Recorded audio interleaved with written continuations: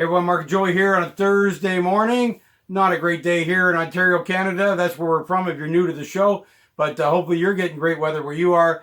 And we'll get a chance to get outside here. It's almost summertime in the calendar. And so we'll be looking for the change of that coming up soon. But we want to talk about something that's really important for the summer. We have a new sponsor. And that sponsor is CoolEyeCover.com. And hopefully the sound of cool eye cover brings sunglasses to your mind. We're thankful for our new sponsor here. And as we head into the summer, sunglasses become important. As we talk sports, sunglasses are so important in every sport. And we're talking NFL on this show. You're sitting in the stands a lot. You need to have, even the players are down on the field a lot in the sunshine. They need to have this protection. Yeah, absolutely. And we're real excited with sunglasses, Cool Eye Cover. I've bought a pair myself for golf. They've been great in sports.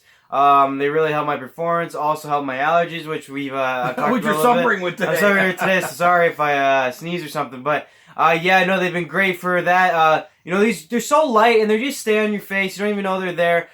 Playing activities, they're awesome. Tennis or golf, we've used them for. But if you want just a cool pair to hang out with, many options there. Women's, men's, sports, Many whatever you price want to do. Go look cool at the tailgate parties before the NFL games or college games, and protect those eyes, everybody. The sun's legit, and make sure they're covered up. And as we said a second ago, we're talking about NFL. We said we're going to be looking at a camp. It's happening every day.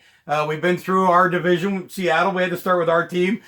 We did live in Seattle. It'll be your first time in the show for a few years, and that made Seattle our real kind of NFL team. We always been in Canada before and kind of cheer for the Cowboys because of the cheerleaders. Yeah, exactly. Right. And a lot of great teams they had over the years. But we have a legit home team now in Seattle. We went first there. We went to the Rams second. This is kind of the order we think the division is going to finish in as well. San Francisco's today, I would say, compared to Seattle and the Rams, way bigger question mark. Garoppolo has shown some sparks of brilliance. His first season was up against it was the end of the season. Nobody cared about San Francisco. He got hurt so early last season, so it's really hard to say, is he the legit quarterback that everybody thinks he was? Sat behind Tom Brady. I don't know. I don't think San Francisco's that good this year. Well, I don't think so either. And even if he is as good as everyone says, if his body doesn't hold up, it doesn't matter. I said this before in the LA Rams. I stress it a lot. The number one skill you can have as a quarterback is actually being available. Yeah. And if he's not available, I don't care how good you think he is. If he's not playing, then I don't really care. And the fact is, he was hurt in New England after only 3 games. Yeah. He was hurt last year after only 4 games, which they were only 2-2, by the way. It's not like they were 4-0. So I have no faith in the San Francisco 49ers this year. I have no faith he'll stay healthy all year. I think he'll play more games, but to stay completely healthy, unlikely, because it's already tough enough in football to be healthy for most of the year. Yeah. So imagine a guy who's already banged up. How early does that kick in? I've heard he's looked great at training camp, but a lot of guys look great. A lot of guys can play. Will he play every game? I don't think so. I don't think they even make the playoffs this year.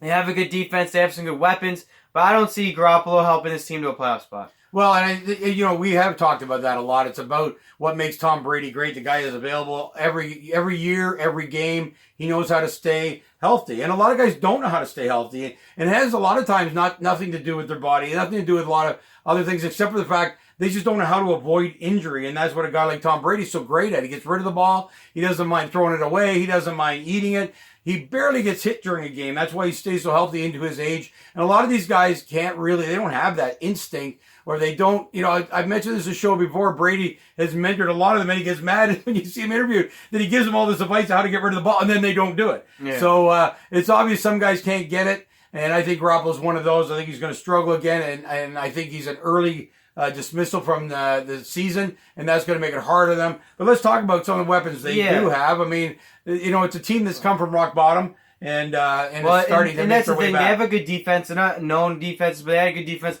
But they had some bright spots on the offense. I want to focus on that because obviously all the focus is on Garoppolo. And real quick, a little bit more Garoppolo. Pro Football Talk decided to put out a Garoppolo for Kirk Cousins trade. They decided to do that for a main reason. One is Kyle Shanahan really wanted Kirk Cousins in San Francisco when he was available. People believe Kirk Cousins would flourish under been a bust. Kyle Shanahan. Well, I agree. I'm just saying they threw that out there to make something happen, I guess, at training camp. I think that'd be interesting. I think let's see what Garoppolo does this year. I think they're in too tough a division right now. Maybe in the future, but I just think he's a total bust altogether. But let's move on. Let's say he has a good season. Here are the weapons why. And let's start off with the running backs. First of all, Jarrett McKinnon, and he was in Minnesota, funny enough, a couple years ago. but he really had a great 1,000-yard season and then tore his ACL last year. I'm hearing that he's hopefully going to come back and be very, very good, is the goal. Obviously, when you hit torn ACL, though, you never know. But I think he'll come back, have a good season. He can be very impactful for them, catching and running. But he's definitely a catching back, so that's where they want to go. He can do that. They got Trent Coleman, who actually had a good season last year in his first couple seasons last year. His first season last year with Kyle Shanahan. And, he had a good season for a team that wasn't really very good. Yeah. He could definitely carry a bit of a load. But in the running back situation, no big names. They got 3 solid running backs, so they can easily spread time. It's kind of like seems Seattle. to be the new way right now. And it's not a bad way to go because if you have an injury, you got a couple other guys who can step in, right? I like that these days instead of that one guy. We talked about Gurley yesterday from the Rams, right? Mm-hmm. One guy goes down and you don't have anybody behind him. Exactly. It's trouble. And Matt Breida is there too. He had a good season last year. So they all had good enough seasons to give you hope. And then obviously I think Jared McKinnon could be a big factor if he comes back and has a good season. He could be a huge factor out of the backfield for San Francisco. But let's really go to the guy that they talked about so much last year and really changed everything was George Kittle. He's the number 1 tight end, obviously, for San Francisco, and he had a great season last year. And, really was the name for San Francisco. He was phenomenal at the tight end position, was the number 1 receiver as the tight end for them last year. They're both quarterbacks, because they had 2 play last year. Mullins and Beathard both went to him often. He scored the most touchdowns on the team. And I think if he comes back as a great year with Garoppolo, if they can develop some great chemistry, it could be very dangerous. And specifically against Seattle, who's horrible against covering tight ends. Yeah. But he's the clear-cut number 1 for the 49ers here. They also got Selleck's brother, Garrett Selleck. He could be a backup there, and a couple other guys that could be backups. But more importantly, that guy's going to be their number 1 guy. And then you got receivers. Not much about the receivers, but they added some guys. And this is more, not that of my knowledge, but more of the knowledge here that I'm reading. These guys in the drafts, you never know. But they really like Samuel here. Debo Samuel. They're really hyped on him, apparently. They also got Jalen Hurd in the draft. But more importantly, in my mind, they picked up Jordan Matthews in free agency. Jordan Matthews is kind of been up and down name. You might have heard him. You might have not. He's had these good moments in Philadelphia, played in Buffalo a little bit. He's actually famous for the one thing I remember for is he said Buffalo's so boring, and that's why him and his wife had 4 kids. So I thought that's why I remember his name. It's kind of funny. But obviously they picked him up. He could be a good receiver for San Francisco this year. Again, what it all comes down to, people don't understand, is you have a good tight end, you have a good receiver, you have a good running backs, you have a good quarterback. Can they work together? Can Kyle Shanahan work his magic, which he's proven before? He was in Atlanta, which was when he was mostly known. They went to the Super Bowl with him there. Can he work his magic with these guys, create good chemistry, create a powerful offense? It's what was arguably a pretty good defense, considering when you have a bad offense, people don't understand is that defense is always on the field. Yeah, that should hurt your defense. So if you can be bad and have a good defense, that's actually good news, because when your offense has the ball more, is playing more often, is scoring points for you, that should really help. I think it's overhyped. I think someone like George Kittle had a great year because he was the only good guy on that team, the only guy they threw to. I think the running backs were good simply because other teams let up. I think everything on the positives of offense is all dependent on this year, simply because now defenses are going to have to try, in theory, on the other team, because they're going to be fearing Garoppolo. They don't know what he's made of yet. He could be made of a ton. He could be amazing. So these teams now going to San Francisco aren't looking at it as a for sure win. Right. So now the positives on the offense could continue, but it could very easily, we see it many, many years, go way downhill, because now they got to scout. Now they got to try. They're not going to get big leads against San Francisco because the defense won't be out there the whole entire game. They're going to be a little bit tighter. What does that do to the offense? I want to point out that they were 2-2 before he got hurt anyways, or maybe even 2-3, and then they lost the game he got hurt.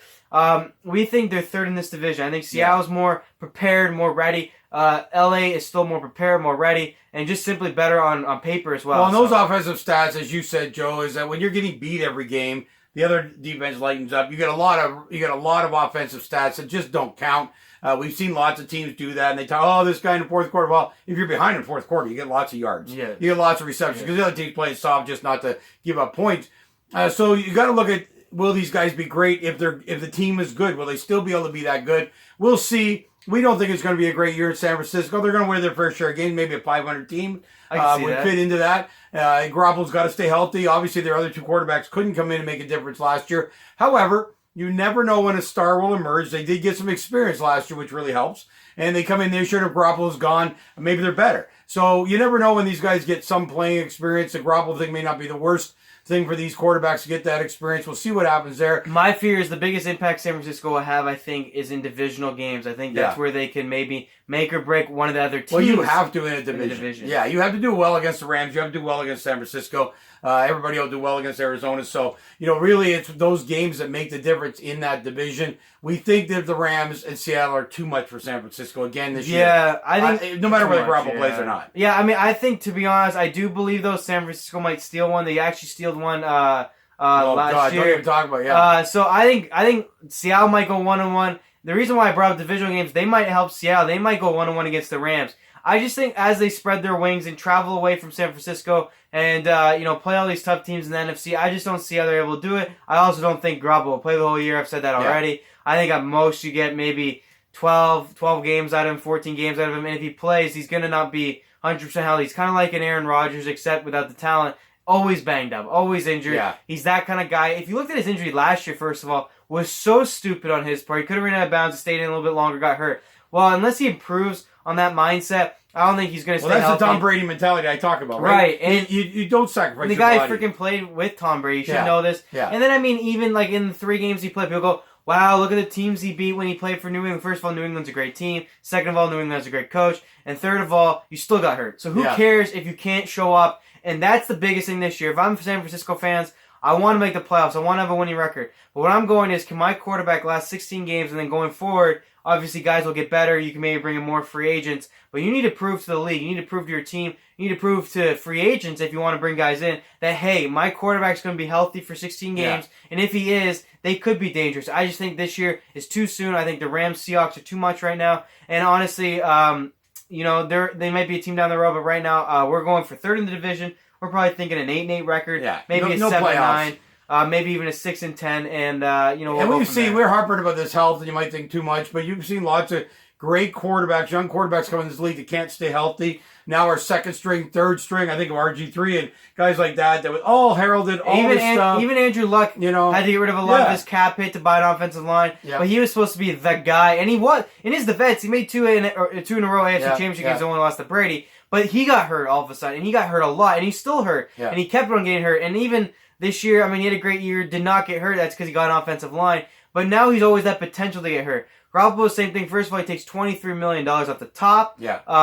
It's always going to be tough. For a backup quarterback. We went through this in Sandy and Denver. We don't get these guys that have never proven a goddamn thing, and they get these multi-million-dollar contracts, and they end up being crap. I mean, Denver started it, which was so ridiculous. And then San Francisco's so desperate, they take a backup quarterback, even though he's backup Tom Brady, doesn't matter. Backup quarterback, and give him all this money. Backup a guy who could get injured, who's an injury-prone guy. I have no faith.